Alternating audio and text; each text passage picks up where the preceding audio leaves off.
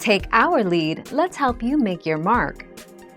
Our goal is your satisfaction. Let us show you the way.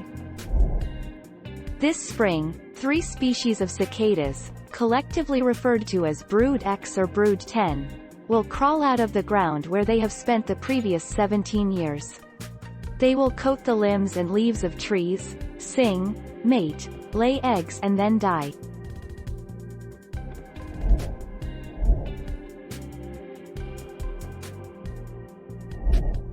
Take our lead.